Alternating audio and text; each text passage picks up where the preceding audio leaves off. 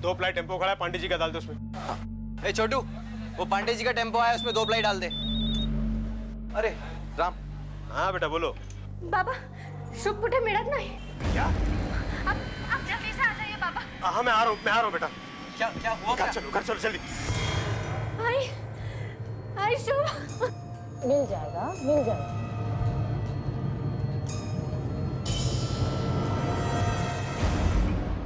नमस्कार, आदाब। Crime petrol dial 100 में आप सबका स्वागत है।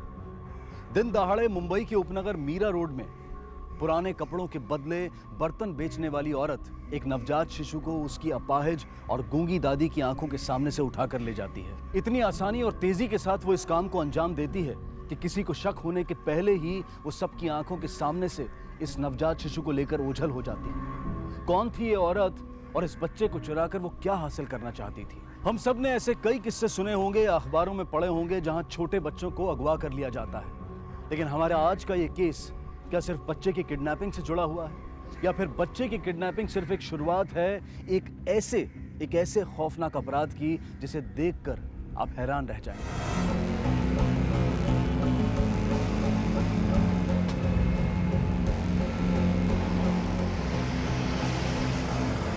गणेश, मेरा ये सामान शीला मैडम क्या पहुंचा देगा? मैं बाद में जाके ले लूंगी। अरे रोज रोज सामान ही भिजवाती रहेगी, अभी तू भी तो चल मेरे साथ। चलूंगी ना, अभी नहीं। क्या बात है, तू घबराई हुई क्यों है? नहीं तो ठीक तो है। हाँ हाँ सब ठीक है। और तू अपना ध्यान मेरे पर से हटा और काम पर लगा, और जरा ये सामान उतरवा ना। ला दे।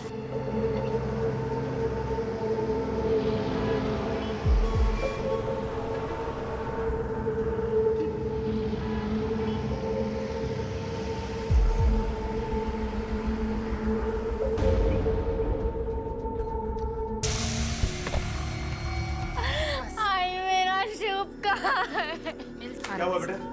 क्या हुआ? बाबा शुभ।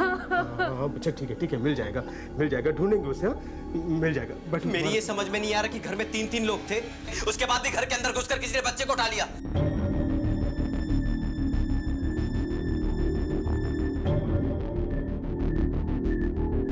भांग पिए थे क्या सब लोग? पर साहब हम तो घर पर ही नहीं थे। घर में कोई आया था क्या? पड़ोसी या कोई और? नहीं, लेकिन हाँ एक बर्तन वाली आई थी। मैं उसे पुराने कपड़े देने के लिए अंदर गई, तब था शुभ पालने में, लेकिन जब बाहर आई तो मैंने ध्यान नहीं दिया। ऐसी राह चलती किसी भी औरत के सामने बच्चे को अकेला कैसे छोड़ सकती है? अगर वही बच्चों को उठाकर लेके गई है तो ऐसे लोगों को ढूंढना बहुत मुश्किल है।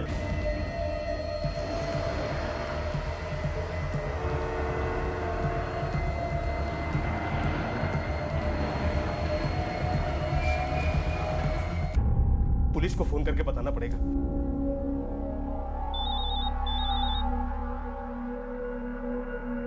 हेलो,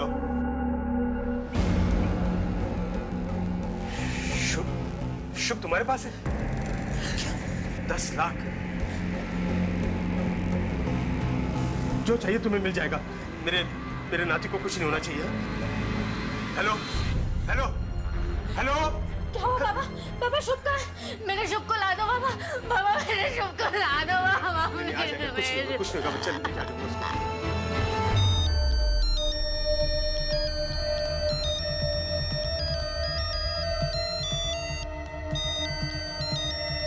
हाँ सेठ। अरे वो थोड़ा सामान ले जाना है विराट तक। किधर है तू? इधर एरिया में हूँ साहब, बस अभी 5 मिनट में पहुँच जाऊँगा।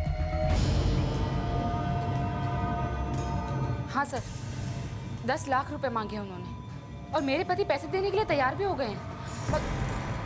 पुलिस को फोन लगाया आपने? मना किया था ना उन्होंने, फिर क्यों किया आपने फोन? ये क्या किया तुमने? आपको क्या लगता है पैसे बचाने के लिए क्या मैंने ये सब? जी नहीं, ये सब मैंने शुभ के लिए किया है। अगर पैसे लेकर भी उन्होंने शुभ को नहीं लौटाया तो? अगर मेरे बेटे को कुछ हुआ ना तो मैं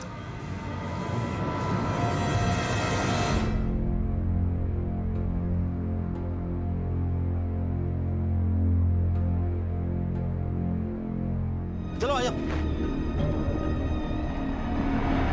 हाँ रखती हूँ। अरे यहाँ तो एक टोकरी है, कोई टूटने वाला सामान तो नहीं है? अरे कुछ नहीं यार, पुराने कपड़े और बर्तन है। तुम लोग माल भरो फटाफट, मैं चाय पी जाता हूँ। अच्छा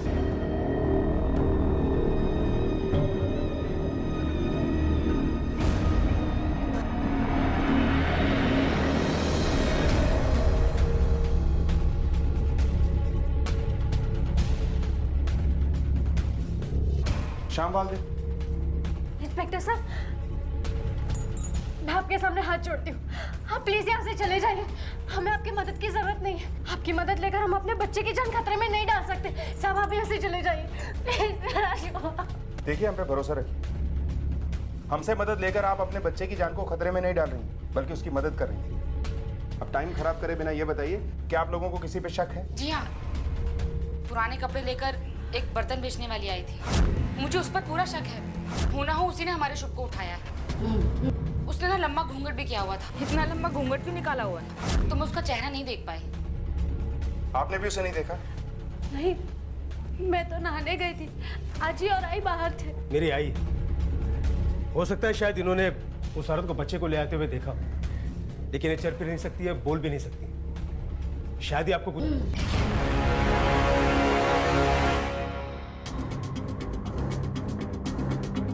श्याम जी, इस तरह इनके सामने उस औरत का बच्चा उठा के ले जाना इस बात की तरफ इशारा करता है कि वो जानती थी कि ये चिल्ला भी नहीं पाएंगी।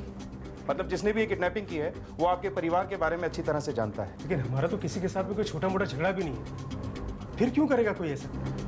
उसने फिरौती के लिए कॉल किया है, तो ये किडनैपिंग उसने पैसों के लिए की है, दुश्मनी के लिए नहीं। खैर, जिस नंबर से आप लोगों के पास फिरौती के लिए कॉल आया था, हम उसके बारे में पता लगाने की कोशिश कर रहे हैं। लेकिन इस दौरान अगर दोबारा आपके पास कॉल आता है तो हमें तुरंत बताइए।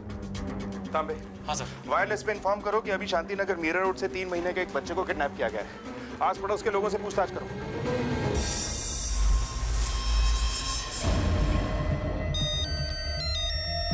हाँ मंजू। गणेश, तू सामान लेके पहुंच गया ना? अरे मेरे को एक अर्जेंट भाड़ा आ गया था, इसलिए मैं विरार जा रहा हूँ। क्या तू अभी तक सामान लेके मेम साहब क्या नहीं पहुंचा? तो तेरे को कितना टाइम लगेगा? 1-1.5 घंटे में आ जाऊंगा। क्या 1-1.5 घंटा? चल मैं बाद में बात करता हूँ, बहुत काम है मेरे को। बाय। गणेश, गणेश,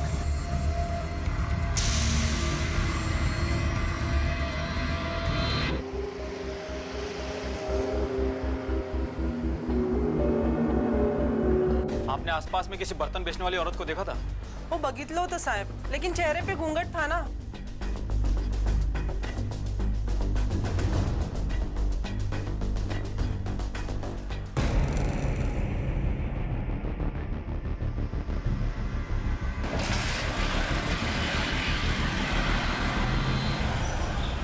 हमारा शाम सेठ और भंवर कहाँ थे आज सुबह? यहीं पर थे साहब, काम कर रहे थे।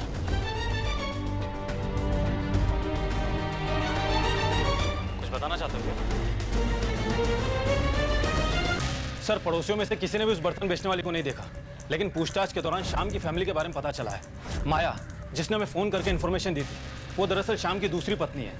करीब 15 साल पहले किसी बीमारी के चलते हुए शाम की पहली पत्नी की मौत हो गई थी। शाम ने दूसरी शादी माया से की थी, शशि पहली पत्नी से। उसका हस्बैंड भंवर शाम की सनमाइका और प्लाईवुड की शॉप पर नौकर था। करीब 1 साल पहले ही शाम ने अपनी बेटी शशि की शादी भंवर से करवाई। अपनी ही दुकान के नौकर से अपनी बेटी की शादी करवाना कुछ अजीब नहीं लगा? इसकी एक वजह थी सर।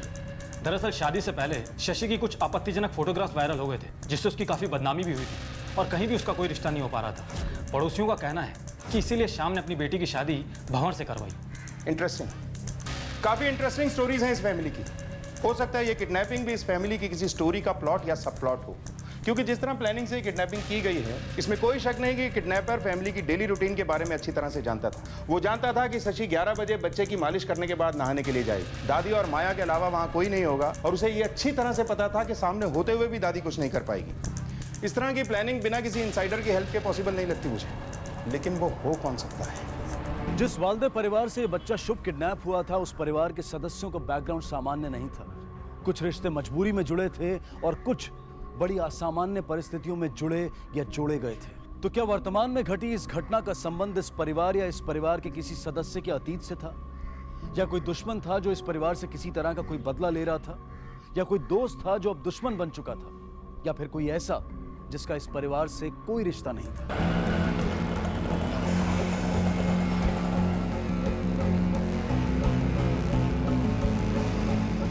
हेलो, हाँ गणेश, तू उधर ही रुक, मैं अपना सामान लेने आ रही हूँ। कि तुझे जिधर जाना उधर जा।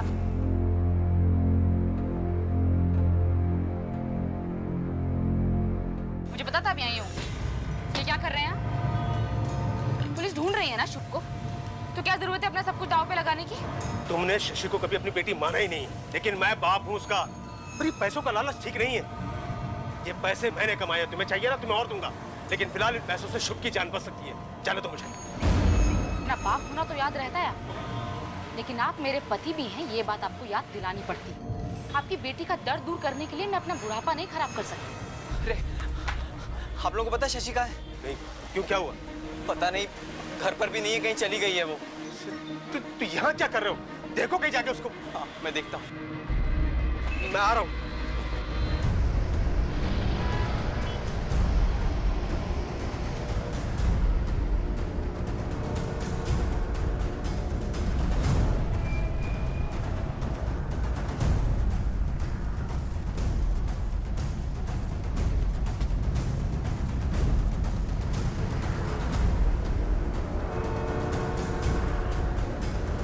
अरे गणेश, वो मेरी टोकरी किधर है? इधर ये रही ना तेरी टोकरी।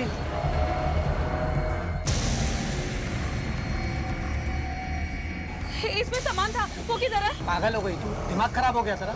जैसा तूने सामान दिया था वैसे के वैसे लेके आओ। पता तू किधर गया था? अरे यार मैं जमील भाई के पास गया, उधर से माल लादा और चला आया इधर। किधर है जमील भाई की दुकान? देखो सेठ, जितना हो सक रहा है उतना हम कर रहे हैं, हम दो ही लोग हैं। अरे सुनो, तुम दोनों गणेश को जानते हो क्या? हाँ, क्यों? वो अभी आधा घंटा पहले टेम्पू लेकर आया था ना इधर सामान उठाने के लिए। उसमें एक टोकरी थी, टोकरी में कुछ सामान था, तुम दोनों ने देखा क्या? नहीं नहीं, मैंने सामान रखा और वो चला गया। पक्का तुम लोगों ने कुछ नहीं देखा? नहीं, कुछ नहीं देखा हमने।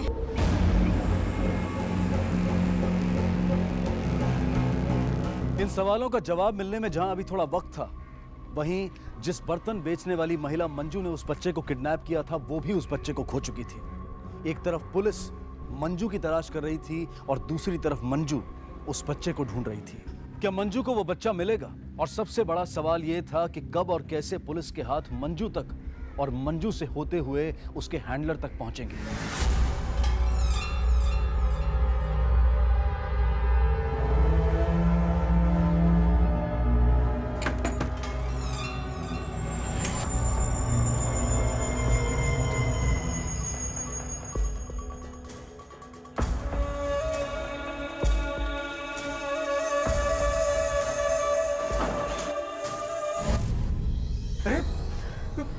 कहाँ चली गई थी बेटा?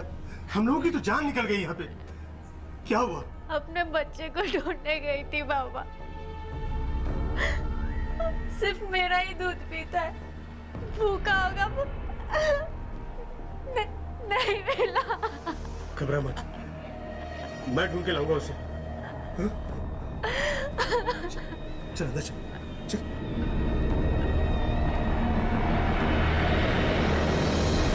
सर, हमारी टीम उस बर्तन वाली औरत का पता लगाने की कोशिश कर रहे हैं, लेकिन फिलहाल कुछ पता नहीं लग पाया है। हम अगर जिस नंबर से वो रैंसम कॉल आया था, वो नंबर मीरा रोड के एक शॉप पे लगे पीसीओ का है। उसके ओनर से मैंने बात की है, लेकिन वो भी बता नहीं पाया कि वो कॉल किया किसने था। एरिया में कोई सीसीटीवी कैमरा है? सर, चेक किया था मगर नहीं है। अब हमें उस औरत को तलाश करना होगा। यह किडनैपर दोबारा रैंसम के लिए कॉल करे, जो कि अब तक उसे करना चाहिए। यहाँ से राइट लो। हाँ शर्मा जी, नहीं आपका माल निकल गया, आधे घंटे में पहुंच जाएगा। आवाज जी बिल्कुल। तुमसे एक बात पूछनी, तुम्ही ना गायब किया है ना शुभ को? दिमाग तो खराब नहीं हो गया आपका? मैं अपने ही बच्चे को क्यों गायब करूंगा? क्या मिलेगा मुझे? फिरौती की रकम, और मैं तुम्हें बहुत अच्छी तरह से जानती हूँ। तुम पैसों के लिए कुछ भी कर सकते हो। अच्छा, अगर आपको ऐसा लगता है ना तो पुलिस को जाकर सब कुछ बता दीजिए, असलियत खुद ब खुद सामने आ जाएगी।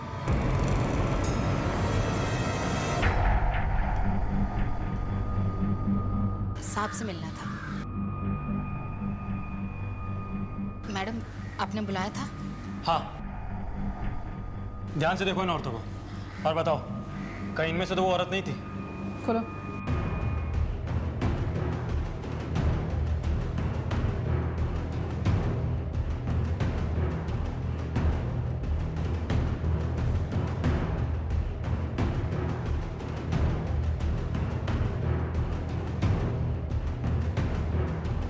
सर, अगर वो इनमें से है भी तो भी मैं उसको नहीं पहचान सकती। मैंने आपको बताया था ना कि उसने लंबा घूंघट किया हुआ था। ठीक है, आप जा सकते हैं। हाँ मैं जाने दो। यस सर, आप लोग भी जाइए।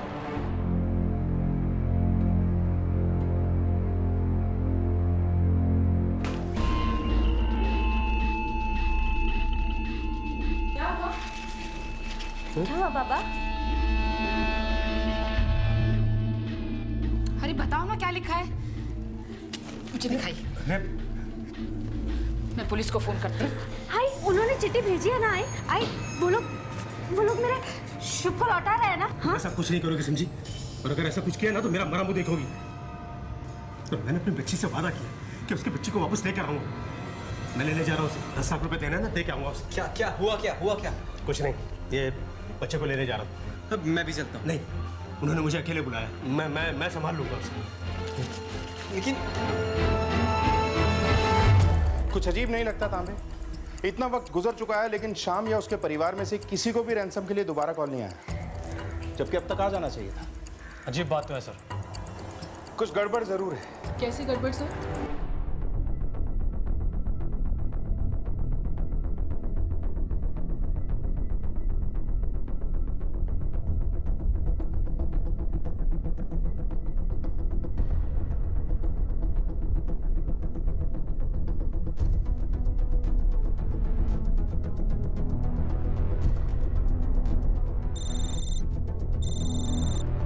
बोलो कामले।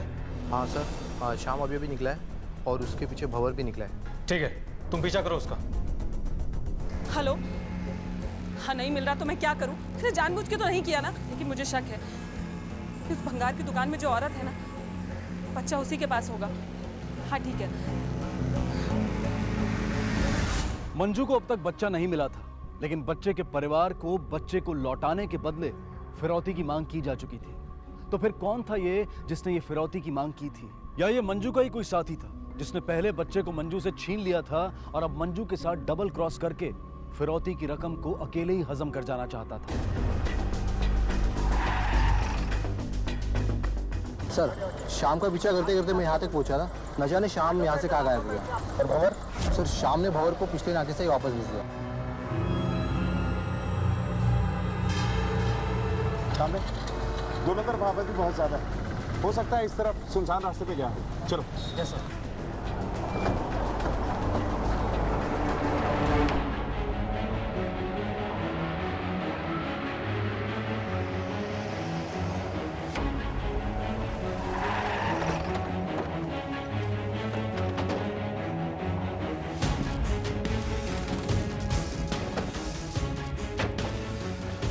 शाम की गाड़ी यहाँ है तो शाम भी आसपास ही होगा। चलो देखते हैं इधर।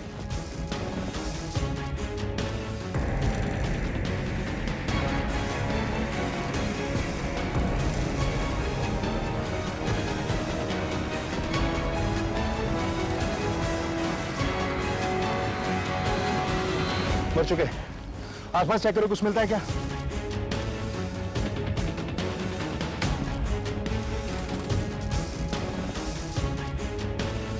सर ये देखिए। सर जो बैग ये घर से लेकर निकला था वो तो यहाँ पर है ही नहीं। हो सकता है लोग उसे मारकर पैसे लेकर चले गए। मतलब किडनैपर जानता था कि हम इनके घर के फोन टैप कर रहे हैं, इसीलिए उसने चिट्ठी लिखकर इन्हें यहाँ बुलाया। लेकिन ये तो किडनैपर को पैसे देने के लिए आए थे, फिर किडनैपर को इन्हें मारने की जरूरत क्यों पड़ी होगी? सर हो सकता है शाम किडनैपर को जानता था, इसीलिए उसने अपनी पहचान छिपाए रखने के लिए शाम का मर्डर कर दिया और पैसे लेकर चला गया। हो सकता है, लेकिन एक बात साफ है कि किडनैपर और ये मर्डर दोनों को एक ही आदमी है और बच्चा अभी उसके पास है। फॉरेंसिक टीम को फोन करो और लाश को पोस्टमार्टम के लिए भेजो। Yes sir. बाबा, बाबा, मुझे मेरे मामा के पास जाना है। मुझे मेरे मामा के पास ले चलो। बाबा, मुझे मेरे मामा के पास जाना। पैसे भी ले गए और उन्हें भी मार दिया। मुझे माननी नहीं चाहिए थी उनकी बात, पीछे जाना चाहिए था उनके।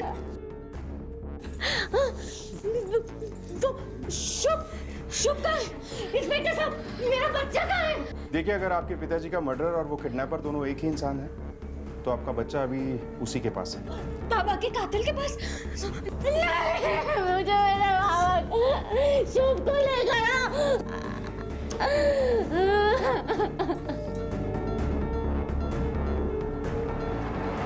एक नवजात शिशु के अपहरण से शुरू हुआ यह केस अब उसके नाना श्याम वाल्दे के खून में तब्दील हो चुका था।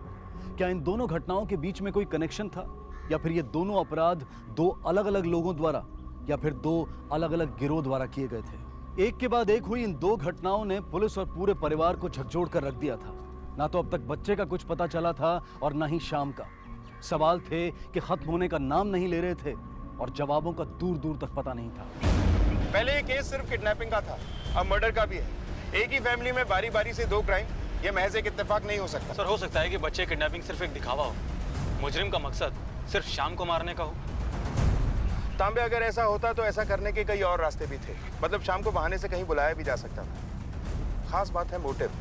बच्चे की किडनैपिंग में मोटिव है पैसा, शाम के मर्डर में मोटिव क्या हो सकता है? ऐसा कौन है जिसे शाम की मौत से फायदा पहुंचता है? सर, इस घर में सबसे ज्यादा फायदा भंवर को मिलने वाला था। इकलौता जवाई है। शाम का जो कुछ भी था वो सब कुछ भंवर को ही मिलता। न जाने मुझे ऐसा क्यों लगता है कि इन दोनों ही मामलों का ट्रिगर कहीं और है जिसे हम ढूंढ नहीं पा रहे। कोई कहानी है जो इन दोनों ही कहानियों को आपस में जोड़ती। अभी अभी जो हमने घर में देखा, माया को अपने पति से ज्यादा पैसे की फिक्र थी और शशि को अपनी बच्ची की। और एक और खास बात जो मैंने नोटिस की, माया अपनी बेटी और दामाद को करीब देखकर कुछ परेशान सी लगी। हाँ सर, ये बात तो मैंने भी नोटिस की थी। इस पूरी फैमिली की कंप्लीट कुंडली निकालो, तभी पता चलेगा कि इसमें रहने वालों के सितारे गर्दिश में क्यों हैं। और वो नौकर राजू, वो काफी पुराना है इस घर में, उसे भी काफी कुछ पता होगा, उससे भी पूछताछ करो। Yes sir.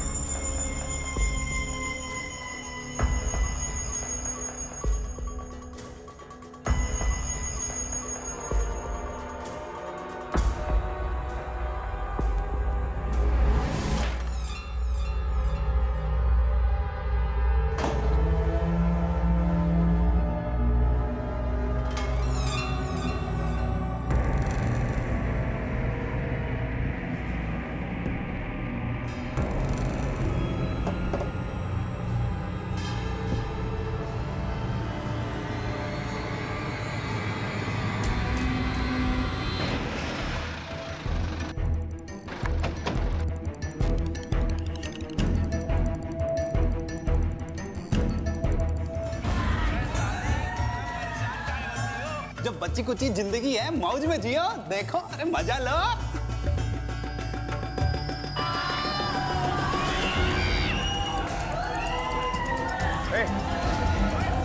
घर पे झूठ बोलता है कि माता जी का मन बहलाने जा रहा हूँ। चल, कैसे मन बहलाता है? चल, तेरा हम बहलाते हैं। माता जी को घर छोड़ कर आओ और बताना मत इस लड़के के बारे में। सिनेमा देखता है। ये खुद तो सिनेमा देखता ही है, साथ में दादी को भी लेकर जाता है। कुछ नहीं किया साहब, हमारा विश्वास कीजिए साहब, हम कुछ नहीं किए। हम नहीं शशि दीदी के लड़के को चुराए हैं और नहीं साहब को मारे हैं साहब। इतना तो हम लोग भी जानते हैं, तू वो बता जो हम नहीं जानते हैं। इस फैमिली के बारे में जितना और जो कुछ भी जानते हैं सब बता। झूठ बोलने और छुपाने की कोशिश मत करना, वरना ऐसी सजा दूंगा जो तू सह नहीं पाएगा। बोल। सर, ये ले, इसके फोन में क्या मिला?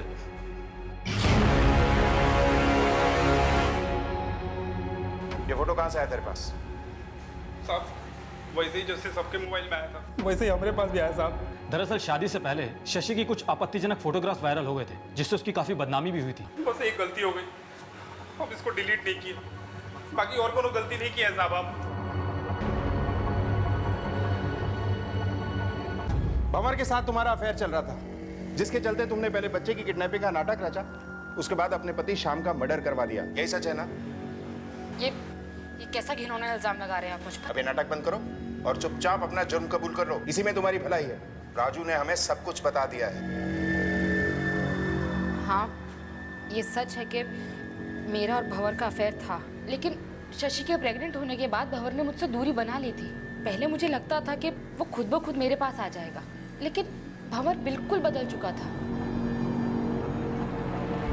माया के साथ वो रिश्ता रखना मेरी सबसे बड़ी गलती थी सर, और शशि से शादी के बाद मुझे अपनी उस गलती का एहसास हो चुका था। और जब वो माँ बनी तब तक मैं फैसला कर चुका था कि अपनी इस गलती को और नहीं बढ़ाऊंगा, इसलिए मैंने माया से दूरी बना ली।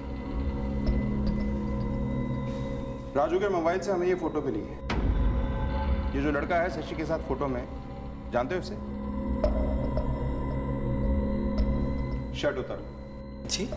अरे तेरे कान खराब है क्या? शर्ट उतार। पर शर्ट उतारो।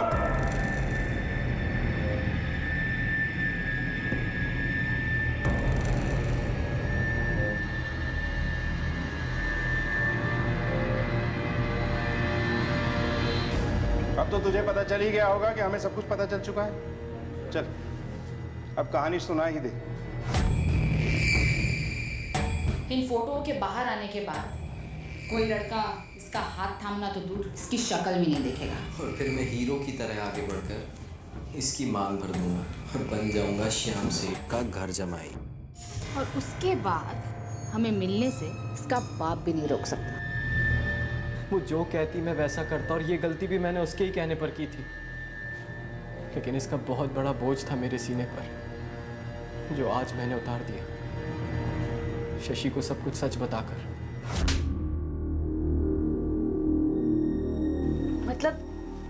मतलब धोखा दिया है तुमने मुझे। शशि, सच में अब सिर्फ तुम्हारा हूं। मेरा यकीन करो, मेरा तुम्हारी माँ से अब कोई रिश्ता नहीं है। मुझे मेरी जिंदगी में मेरे बच्चे के अलावा अब कोई नहीं चाहिए, तुम भी नहीं। सर, अगर मेरे मन में कोई भी चोर होता तो मैं शशि को सब सच सच क्यों बताता? जी हाँ, बताया था उसने मुझे कि कैसे उसने और माँ ने मिलकर धोखा दिया मुझे और बाबा को। पर यकीन मानिए मेरा, अब इन सारी बातों का मेरे लिए कोई मतलब नहीं है। मुझे मतलब है तो सिर्फ मेरे बच्चे से। मैं हाथ जोड़ती हूँ आपके, मुझे मेरा बच्चा ला दीजिए। एक ही फैमिली के दो लोग जुर्म का शिकार हुए। एक 3 महीने का बच्चा जिसे किडनैप किया गया और एक 55 साल का आदमी जिसका मर्डर हुआ। मुझे इस बात के बहुत ज्यादा चांसेस लगते हैं कि ये दोनों ही जुर्म किसी एक ही आदमी ने किए या करवाए। ऐसा भी हो सकता है इसमें 2 लोग शामिल हों। ये जो भी है या हैं, इनका इस फैमिली से कोई ना कोई कनेक्शन जरूर है। लेकिन जिस सवाल पर आकर हमारी गाड़ी रुक जाती है वो ये है कि कौन और क्यों। 15 को बच्चा किडनैप होता है और ठीक एक दिन बाद 16 की शाम को शाम का मर्डर हो जाता है। और इस पूरी घटना के दौरान हमारी नजर इस फैमिली पर थी। यानी ये तो तय है कि इस पूरे मामले में फैमिली में से अगर कोई बंदा इन्वॉल्व है तो उसने ये सब किया नहीं होगा, बल्कि किसी से करवाया है। सर, मुझे तो इस भंवर पर शक है, लेकिन पूरी फैमिली के कॉल रिकॉर्ड्स चेक करने पर भी इसके कॉल रिकॉर्ड्स में से कुछ नहीं मिला हमें। ये भंवर बहुत ही शातिर किस्म का आदमी है। अगर इस सब में ये इन्वॉल्व है तो हो सकता है इसने अपना रेगुलर नंबर यूज ना करके कोई और नंबर यूज किया हो सकता है सर। और हाँ सर, शशि और माया के कॉल रिकॉर्ड्स में एक माधव नाम के आदमी का नंबर सामने आया है। दोनों की बहुत ही बातें हुआ करती थी, लेकिन अब उस नंबर पर कोई भी कॉल रिसीव नहीं कर रहा। मैंने एड्रेस निकालने के लिए बोल दिया। एक बार एड्रेस आ जाए तो। साहब, मेरा पति के खिलाफ रपट लिखो नहीं साहब, उसने मेरे बच्चे को बेच दिया साहब। एक मिनट अब बताओ हुआ क्या है? साहब, मैं काजूपाड़ा चौल में रहती हूँ। मैं और मेरा पति वही कबाड़ के गोदाम में काम करते हैं साहब। थोड़े दिन पहले टेम्पो में से हमें बच्चा मिला था साहब। सेठ को फोन करता हूँ। नहीं, किसी को कुछ बताने की जरूरत नहीं है। टेम्पो में से बच्चा कब मिला था और कितना बड़ा था ये बच्चा? तारीख तो याद नहीं है साहब, लेकिन कई दिन पहले मिला था। इतना छोटा था साहब, इतना छोटा। वो टेम्पो में से बर्तन और कपड़े में लिपटा हुआ था साहब। हमको कोई बच्चा नहीं ना साहब, तो मेरे को लगा भगवान के आशीर्वाद से मुझे बच्चा मिल गया साहब। लेकिन मेरे पति ने उसे एक औरत को 10,000 रुपए में बेच दिया साहब। ये जो आफत लेके आई है ना, सच से लाई है, रोता ही जा रहा है। मेरा बच्चा ला दो साहब। पुराने कपड़े और बर्तन, तांबे, हो ना हो ये बच्चा शशि का ही हो सकता है। इस मजदूर महिला के अचानक यूं सामने आ जाने से पुलिस को एक ठोस क्लू मिल गया था, जिसके सहारे वो उस बच्चे की पहली किडनैपर मंजू तक पहुंच सकती थी। लेकिन अगर इस औरत की कहानी सच्ची थी और जिस बच्चे की वो बात कर रही थी वो शशि का बच्चा था, तो इसका मतलब ये था कि मंजू से होते हुए इस मजदूर औरत और इसके पति तक पहुंचा वो बच्चा अब किसी तीसरे के पास पहुंच चुका था। यानी कि वो बच्चा पुलिस की पहुंच से अब कुछ कदम और आगे पहुंच चुका था। लेकिन सिर्फ ये मजदूर महिला वो नया चेहरा नहीं थी जिसकी इस कहानी में एंट्री हुई थी। कोई और भी था जो उतना जाना पहचाना नहीं था, लेकिन आगे चलकर इस कहानी के एक अहम किरदार के रूप में सामने आने वाला था।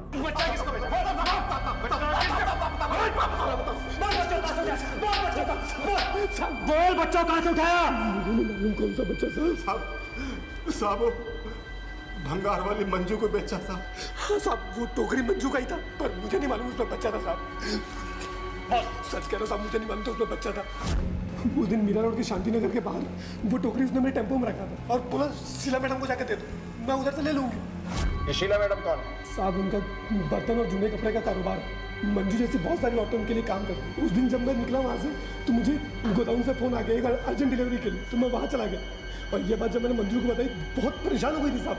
उसने मुझे बहुत कॉल की, तो मैंने बोला उसको मुझे बहुत देर लगेगी आने में। वो खुद जाके टोकरी ले आई थी साहब। ये मंजू कहाँ मिलेगी? साहब, वो पीछे गली के नुक्कड़ पे शायद उसका लेफ्ट में मकान है साहब।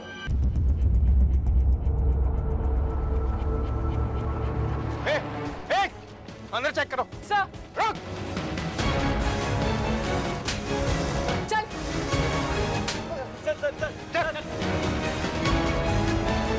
ये वही बच्चा ना जिसे तुमने शांति पार्क से उठाया था? जी सर। चल। चल छोड़ो।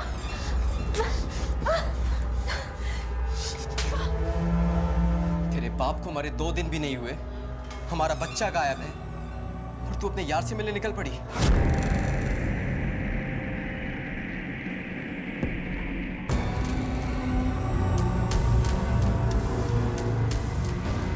कौन था वो? यार नहीं था वो, मेरा भाई था। भाई? हाँ, मेरी सौतेली माँ का बेटा माधव। शशि तुम 5 मिनट रुको, मैं अभी आई।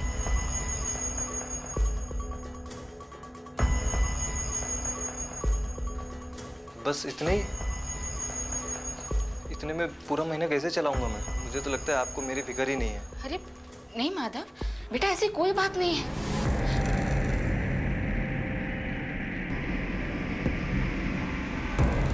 शशि, माँ से कभी मुझे अपनापन नहीं मिला, लेकिन माधव, उसने मुझे कभी भाई की कमी महसूस नहीं होने दी और उसकी परेशानी मैं नहीं देख पाई। और माधव, मेरे पास इतने पैसे नहीं हैं। तुम्हारा अपना कोई काम करना भी तो जरूरी है। माँ के पैसों से जिंदगी तो नहीं चल सकती ना माधव। ठीक है, अब मेरे पास एक ही रास्ता बचा है, या तो मैं कोई बैंक लूट लूं या मैं कहीं चोरी कर लूं। अब तू ही बता मैं क्या करूं? तब शशि ने मुझसे वो बात कही जिसके बारे में मैं सोच भी नहीं सकता सर। उसने मुझसे कहा कि मैं उसके बेटे का किडनैप कर लूं और उसके पापा को पैसे के लिए बोलूं। वो देने के लिए मना नहीं करेंगे सर। पहले तो मैंने मना किया, लेकिन बाद में उसकी जिद और अपनी हालत देखकर मैंने हाँ बोल दिया। फिर मंजू की मदद से तुमने उस बच्चे को किडनैप कर लिया। मैं माधव को पसंद करती थी साहब, इसीलिए उसे मना नहीं कर पाई। उससे बहुत बड़ी गलती हो गई साहब। फिर वो हो गया सर जिसकी कभी उम्मीद भी नहीं की थी मैंने। सर शुभ मुझ तक पहुंचने से पहले ही गायब हो गया था सर। तू पागल हो गई है क्या? क्या बोल रही है? अरे ना तो मैंने तेरे बाबा को मारा है और ना ही फिरौती की चिट्ठी मैंने भेजी थी। अरे जब बच्चा था ही नहीं मेरे पास तो मैं फिरौती किससे मांगता? शुभ कहाँ है मेरा? शुभ मंजू के पास है और मैं उसे ही लेने जा रहा था।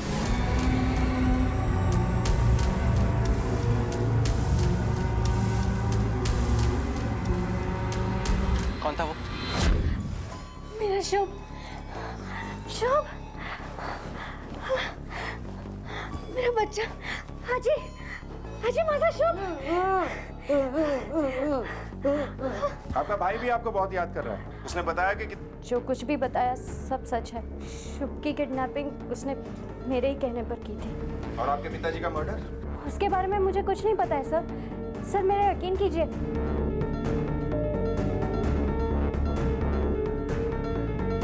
सर सीन ऑफ क्राइम से पहले ये वो आखिरी जगह है जहां पर सीसीटीवी इंस्टॉल्ड है। तांबे, जिस दिन शाम का मर्डर हुआ था उस दिन का इस कैमरे का पूरा फुटेज ले लो और हर आने जाने पे नजर रखो। Yes sir. ये तो हमें पता चल चुका है कि बच्चे की किडनैपिंग का प्लान माधव और खुद शशि ने बनाया था, लेकिन शाम के मर्डर की गुत्थी अब तक अनसुलझी है। ये क्लियर नहीं हो पाया है कि शाम का कत्ल किसने किया और उसके कत्ल की वजह क्या हो सकती है। सर, ये रही माधव की कॉल और लोकेशन की रिपोर्ट। इसके हिसाब से फिरौती की चिट्ठी जब आई तो वो शाम के घर के करीब था ही नहीं। ये भी तो हो सकता है जिस तरह से इन्होंने मंजू से किडनैपिंग कराई, ये चिट्ठी भी किसी और से लिखवाई है। पॉसिबल है सर। हो सकता है इन लोगों ने ये काम खुद ना करके बल्कि किसी और से करवाया। सर सीसीटीवी फुटेज आ गई। लगाओ।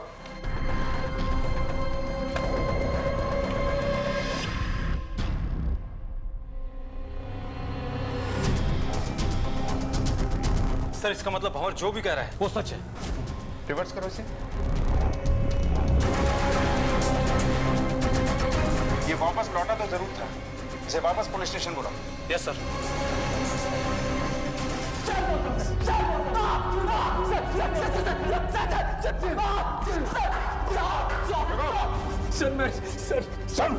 सर तेरी सच्चाई हमारी आंखों के सामने है और उसका सबूत हमारे हाथों में। तूने जब श्यामलाल का खून किया तो उसके खून से तेरी शर्ट भीग गई थी, इसलिए तूने वो शर्ट उतार कर फेंक दी और वहीं कहीं से टी शर्ट खरीद के पहन ली। इसलिए जब तू गया था तो शर्ट में था, लेकिन जब लौटा तो टी शर्ट में। लेकिन तेरी बदकिस्मती से वो सब हमारी आंखों के आ गया। दीपा दिखाओ इसे।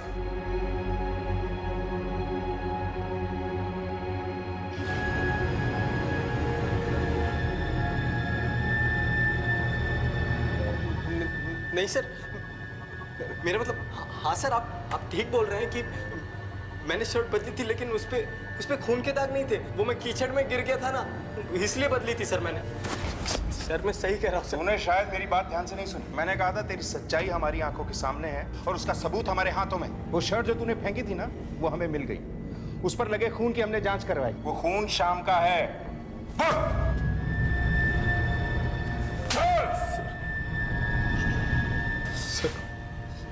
सर मुझे पता चल गया था कि हमारे बेटे को खुद शशि ने ही किडनैप करवाया था। दया की ज़रूरत मुझे भी थी। जब शशि दया दिखाई रही थी तो मैंने सोचा कि उसकी दया का इस्तेमाल थोड़ा मैं भी कर लेता हूँ। हाँ, वो चिट्ठी मैंने ही फेंकी थी। मैंने उसे बुलाया था, इसलिए मुझे पता था कि वो कहाँ जाने वाला है। मैंने उसका पीछा करना शुरू किया, लेकिन उसने मुझे आधे रास्ते में ही देख लिया और मुझे वापस भेजना चाहा, लेकिन मैं नहीं माना। उसके जाने के थोड़ी देर बाद मैंने फिर उसका पीछा करना शुरू किया।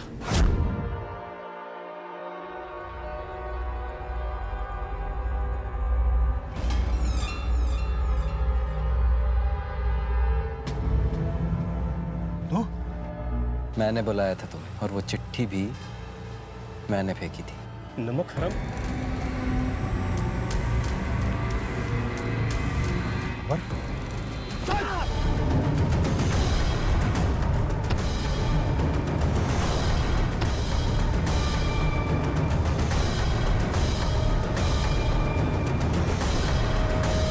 थक गया था मैं। कहने को तो मैं श्याम सेठ का दामाद बन गया था, लेकिन था तो मैं उनका नौकर ही ना। जब तक वो जिंदा रहता मैं दुकान का सेठ नहीं बन सकता था, और मुझे कुछ भी करके सेठ बनना था, भंवर सेठ। जितना चालाक और समझदार तू खुद को समझता है ना, उतना है नहीं। तेरी वो शर्ट हमें नहीं मिली थी, लेकिन तेरी नीयत हमें पता चल गई थी, इसलिए हमने झूठ बोला और तू उसमें फंस गया। कुछ ऐसे इंसान होते हैं जो अपनी गलतियों से सबक लेते हैं, और कुछ ऐसे होते हैं जिनकी गलतियों से दूसरे सबक लेते हैं। दूसरे की लाश के ऊपर चढ़कर बड़ा बनने की कोशिश तुझसे पहले भी कई लोगों ने की, लेकिन वो कानून की गिरफ्त से बच नहीं पाए। अगर तूने उनकी गलतियों से सीखा होता तो आज तेरा ये अंजाम नहीं होता। मैं उम्मीद करूंगा कि कम से कम तेरी गलतियों से तो दूसरे सबक लें।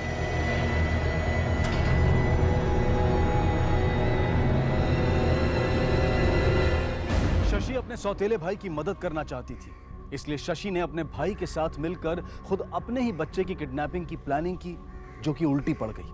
शायद इस जुर्म की कहानी का जन्म बुराई की नहीं बल्कि भलाई की कोख से हुआ था, जिसे आगे बढ़ाया भंवर के लालच ने और बहुत जल्द बहुत कुछ पा लेने की उसकी गलत मानसिकता ने। लेकिन इस केस से यह भी साफ है कि गलत रास्ते पर उठाया गया कदम हमें गलत अंजाम तक ही ले जाता है, चाहे उसके पीछे का मकसद किसी की भलाई ही क्यों ना हो, जैसा कि इस केस में शशि के साथ हुआ। इस कहानी से मिलने वाली सीख हम सब तक पहुंचे और हमारे समाज में फिर से कभी इस तरह की घटना की पुनरावृत्ति ना हो, इस उम्मीद के साथ मैं अनूप सोनी आपसे विदा लेता हूं। फिर मुलाकात होगी अगले एपिसोड में एक और चौंका देने वाले केस के साथ। तब तक अपना और अपने परिवार का ख्याल रखें और देखते रहें क्राइम पेट्रोल डायल 100। सबक एक को, सीख हम सबको।